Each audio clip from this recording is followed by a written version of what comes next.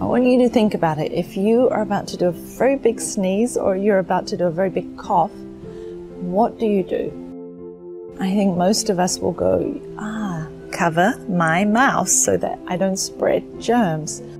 So this is an aspect that's almost automatic. As soon as we go to cough, as soon as we go to sneeze, we cover our mouth. Yet, I think at the moment we're becoming really aware that if we do that, innocently enough, we will cover our hands with whatever's inside our mouth, the germs and the things from our mouth.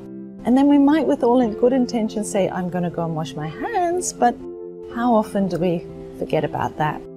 So I think at this time, it's giving us an opportunity to really think about a very simple aspect of hygiene. If I'm going to sneeze, if I'm going to cough, let me use a tissue. Let me keep a tissue with me so that it can go on the tissue, can be disposed in the rubbish. Or if I happen not to have a tissue, let me cough or sneeze in the area that is not going to have contact with others. And that would be here at the pit of the elbow, so that I don't spread the germs around. So I think it's an opportunity for us to learn and kind of review our hygiene skills. Okay, thank you. Now I want you to think about the last time you got a new phone, whatever kind it was. I'm sure you opened the box after saving for some time to get it. You opened the box, you got it, you felt happy. And in the box there was a user guide on how to use that phone.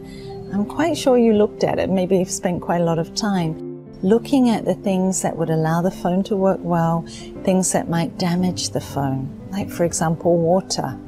If it fell in water, that would really damage it, wouldn't it? So you're very aware of how to use it.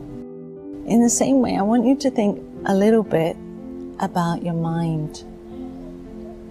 With our mind, it doesn't come with a very clear user guide. But if we were to write one, it would certainly include feed it well and nourish it well with positive thoughts.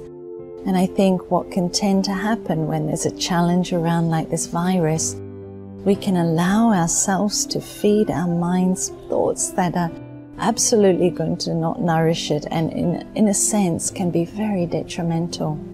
And when we develop that habit, maybe we pick it up from people around us, we read negative news, we start feeding our mind negative and worrying thoughts.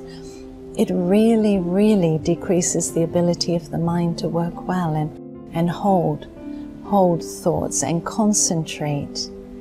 So I'd like you to think about the idea of having a user guide for the mind and really checking in each time you use your mind with what I'm doing, what I'm feeding my mind. Is it going to be something that will allow the machinery of the mind to really work well and effectively and run really well long term? If it's a thought of worry, well, almost every thought of worry you ever have never happens. The percentage of a worrying thought taking place is so unlikely. So before you let a worrying thought fill the machinery of your mind, take out your user guide for the mind and ask yourself, is this going to make the machinery of the mind run well or not? And if not, feed the mind a thought of care, responsibility. That's what we're working with at Inner Space now.